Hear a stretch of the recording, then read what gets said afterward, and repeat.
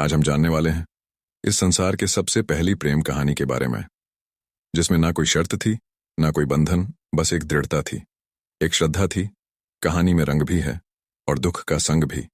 यह है शिव और सती की अमर प्रेम कहानी, जिसमें प्रेम है, त्याग है और अंत में एक नई शुरुआत है। तो आइए जानते हैं इस महान प्रेम कथा को। सृष्टि के आरंभिक काल की बात है, जब ब्रह्मा ने अपने मानस पुत्रों को रचा। उन्हें में से एक थे दक्ष प्रजापति, अत्यंत बुद्धिमान परंतु उतनी ही अहंकारी दक्ष को अपनी योग्यता, अपनी शक्ति और अपने सृष्टिकर्ता के कुल से उत्पन्न होने का बड़ा अभिमान था। उसने वर्षों की तपस्या की और देवताओं से वरदान पाए। संतान की प्राप्ति के लिए उसकी यह तपस्या रंग लाई और उसे एक अत्यंत दिव्य कन्या की प्राप्ति हुई, वही जिसे हम आज देवी सती के नाम से जानते हैं। सती का जन्म किसी साधारण कन्या की भांति नहीं हुआ था। उनका स्वरूप स्वयं शक्ति का अंश था। कहते हैं वह स्वयं आदिशक्ति का अवतार थी। दक्ष को अपनी पुत्री पर गर्व था, लेकिन साथ ही उसके मन में एक अभिलाषा थी कि वह अपनी इस कन्या का विवाह किसी महान देवता, किसी वैभवशाली राजकुमार या किसी प्रतिष्ठित गृहस्थ से करेगा। उसे यह कल्पना भी नहीं थी कि उसकी पुत्री का हृदय वहां बन चुका है जहां वैभव का कोई मोल नहीं, जहां वैराग्य ही आभूषण है। भगवान शिव देवी सती बचपन से ही विचित्र स्वभाव की थी। अन्य कन्याओं की तरह ना तो उन्हें श्रृंगार में रुचि थी, ना ही राजसी जीवन की। भव्यता में जब जब वह शिव की चर्चा सुनती, जब किसी आश्रय द्वारा शिव की महिमा का वर्णन होता, उनका हृदय गहरी भावों से भर उठता। शिव जो स्मशानवासी है, जो मुर्ग चर्म धारण करते हैं, जो भस्म लगाते हैं और सर्पों को आभूषण की तरह पहनते हैं, आम कन्याओं के लिए यह भय का कारण होता, पर सती के लिए यही शिव उनके अंतर्मन में बस चुके थे। धीरे धीरे यह आकर्षण भक्ति में बदला और भक्ति प्रेम में।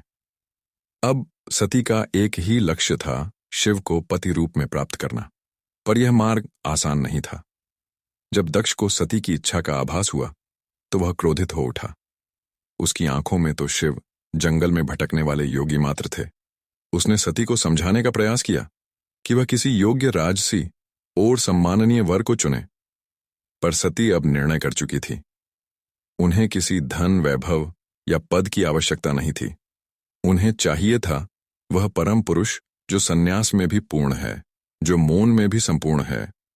और इसी लक्ष्य के लिए सती ने आरंभ की कठोर तपस्या। पर्वतों की गुफाओं में प्रचंड वायु और वर्षा के बीच सती ने भोजन तक त्याग दिया। उन्होंने पृथ्वी पर बैठकर खुले आकाश में बिना निंद्रा केवल शिव के ध्यान में लीन रहकर दिन, सप्ताह और महीनों का तप किया।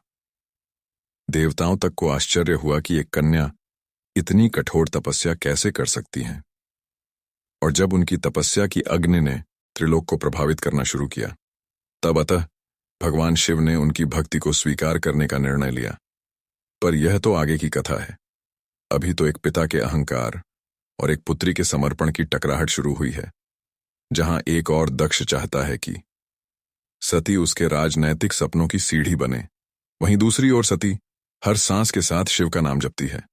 यही संघर्ष इस प्रेम कथा की पहली चिंगारी है, एक ऐसी चिंगारी जो आगे चलकर एक भीषण अग्निकांड बन जाएगी। सती अपने तपस्या में लीन थी। उनका एकमात्र उद्देश्य था शिव की प्राप्ति। अतः उनकी भक्ति से प्रसन्न होकर शिव प्रकट हुए।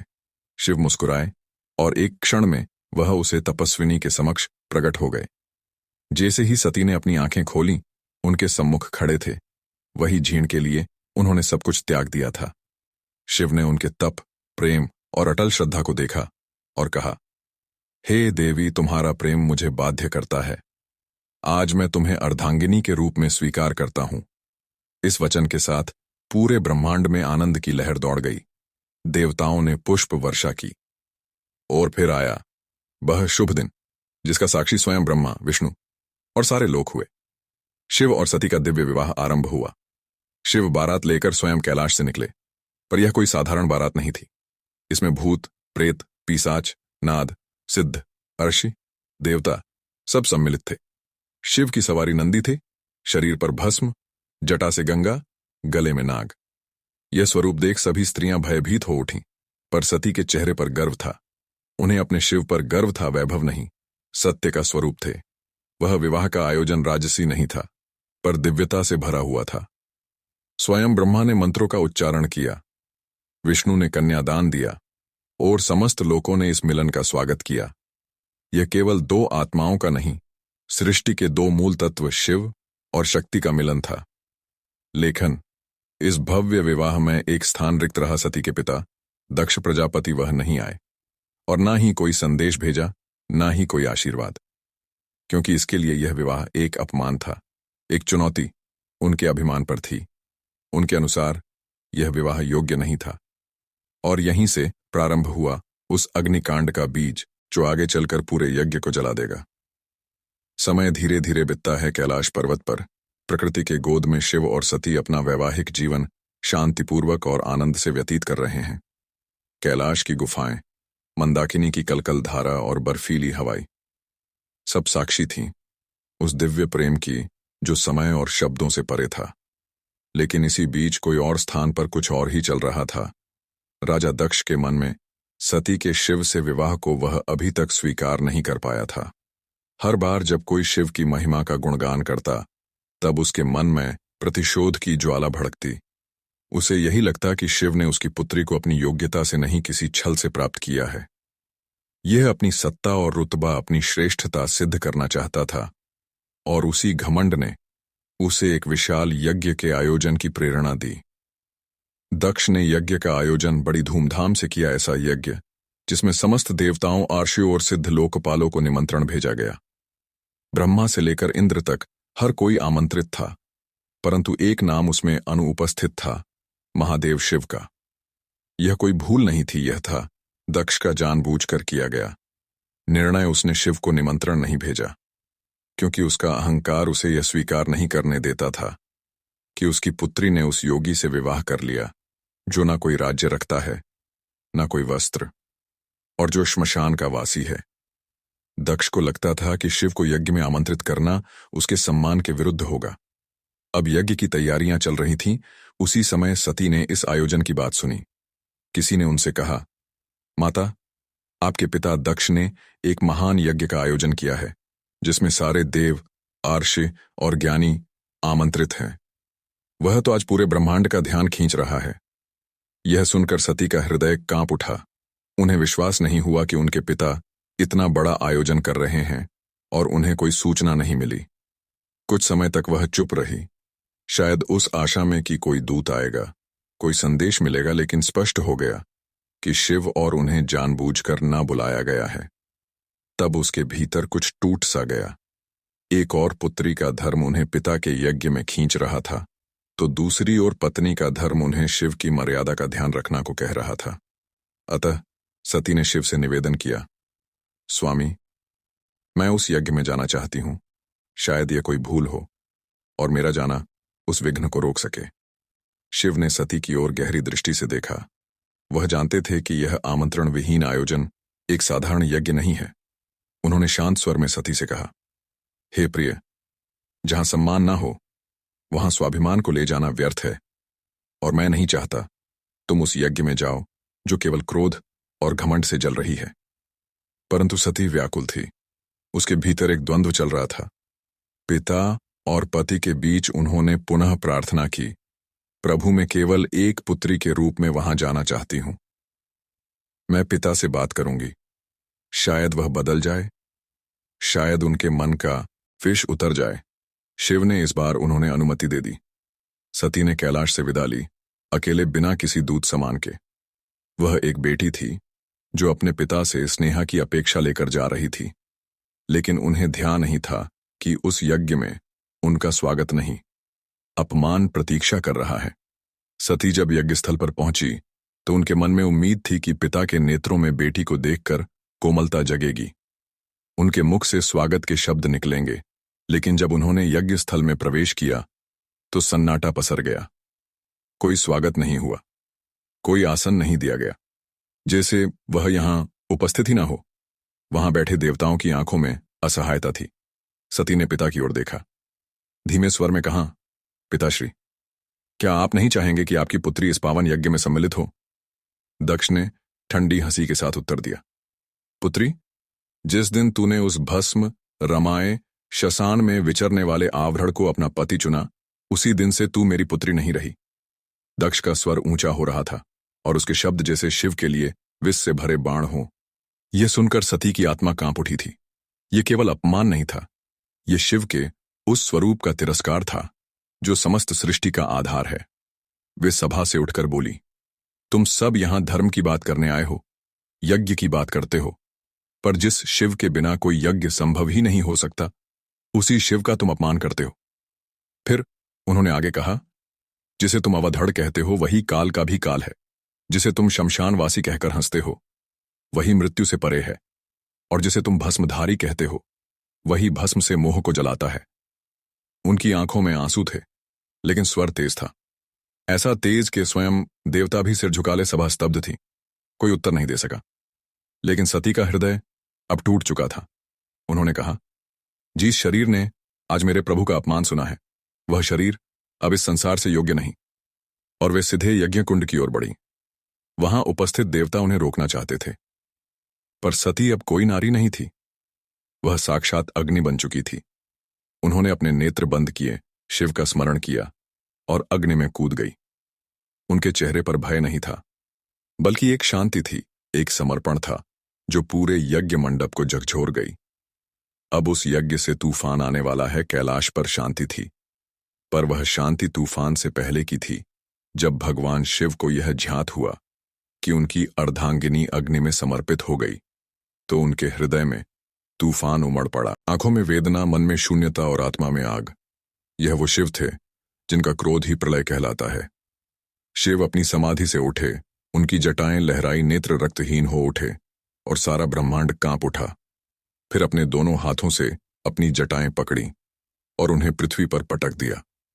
उसी क्षण पृथ्वी फटी और उस क्रोध की ज्वाला से प्रकट हुआ एक ऐसा रूप जो भयंकर, तेजस्वी और अजय। वीरभद्र कोई सामान्य योद्धा नहीं था, वह शिव के विकराल रूप का अंश था।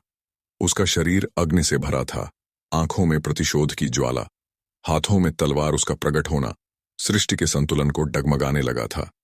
वीरभद्र प्रचंड गति से दक्ष की यज्ञ की ओर बढ़ रहा था। जिस दिशा में वह चलता, धरती कांपती, आकाश बदलता और देवताओं के हृदय कांप उठते। जैसे ही वीरभद्र यज्ञ स्थल पर पहुंचा, आकाश में अंधकार छा गया और वीरभद्र प्रकट हो चुका था। उनकी उपस्थिति मात्र से यज्ञ की यज्ञधरा कांप उठी। वह बिना रुके आगे बढ़ा। पहले यज्ञ वेदी को तोड़ा, वेद पाठ करने वाले ब्राह्मण को हटाया। उनकी आंखों में एक ही लक्ष्य था, दक्ष। वीरभद्र के सामने कोई नहीं टिक सका।